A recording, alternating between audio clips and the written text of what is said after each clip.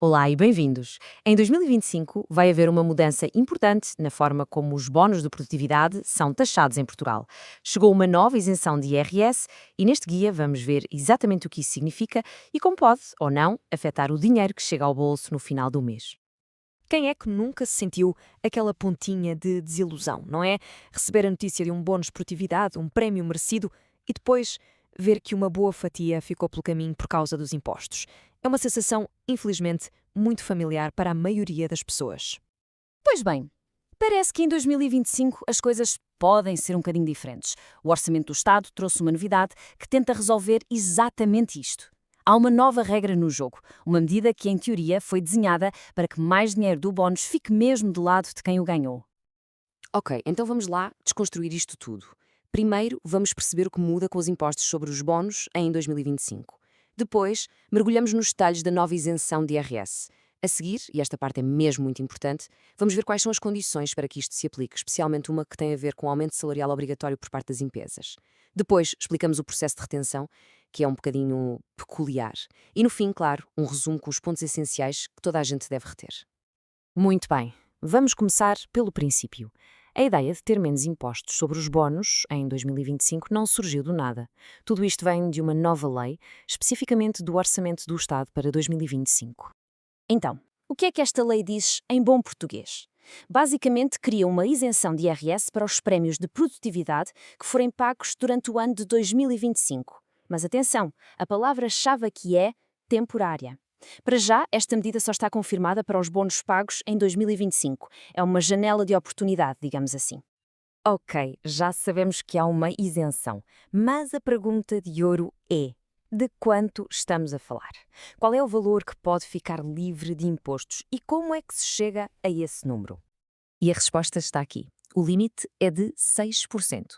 Mas 6% de quê? Do salário base anual de cada trabalhador.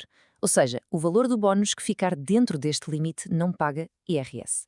Tudo o que passar daí para cima, bem, isso já é tributado pelas regras normais.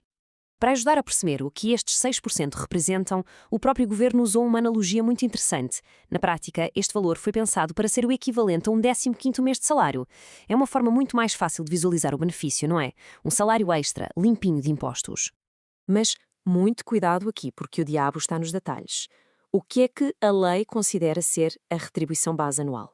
Não é só pegar no salário base mensal e multiplicar por 12. Não, a conta é feita sobre os 14 meses. Ou seja, entre o salário base dos 12 meses, mais o subsídio de Natal e mais o subsídio de férias. É sobre este valor total que se vão calcular os tais 6%. Agora, seria bom demais se fosse só isto, verdade? Claro que há condições.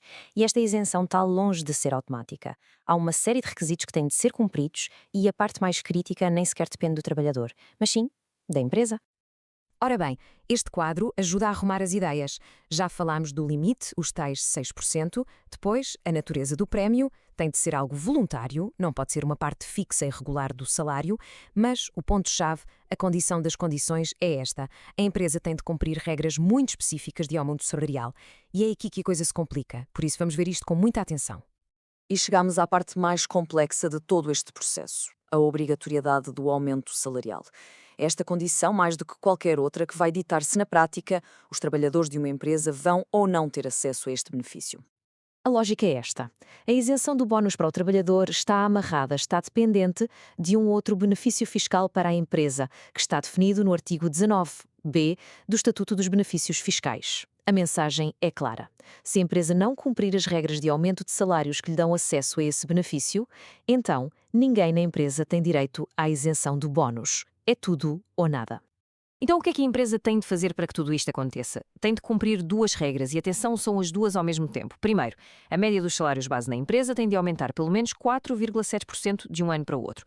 E segundo, e isto é um detalhe crucial, todos os trabalhadores que em 2024 ganhavam abaixo da média da empresa têm de ter um aumento individual de, no mínimo, esses mesmos 4,7%. Se falhar uma destas duas, já não há isenção para ninguém. Ok, já percebemos as regras.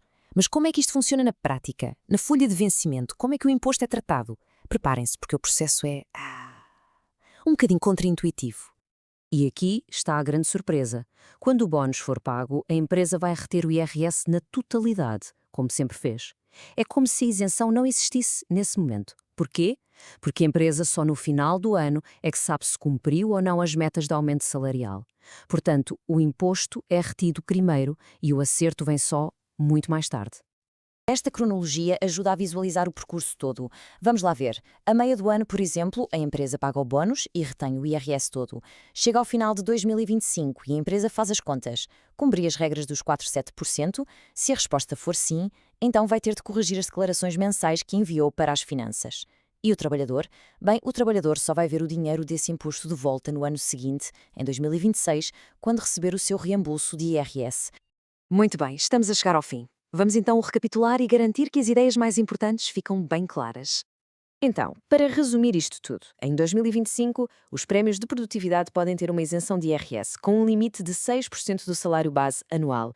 Mas, e é um grande mas, isto só acontece se a empresa onde se trabalha aumentar a sua massa salarial em pelo menos 4,7%, cumprindo aquelas duas regras que vimos.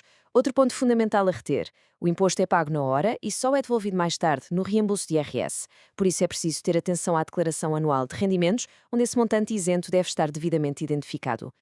E para terminar, fica uma pergunta no ar. Será que esta forma de troca, um benefício fiscal para o trabalhador em troca de um esforço de aumento salarial pela empresa, vai mesmo funcionar? Será que esta medida, por si só, é suficiente para puxar os salários para cima em Portugal? É a grande dúvida. E a resposta, bem, essa só começaremos a tê-la quando fizermos as contas de 2025.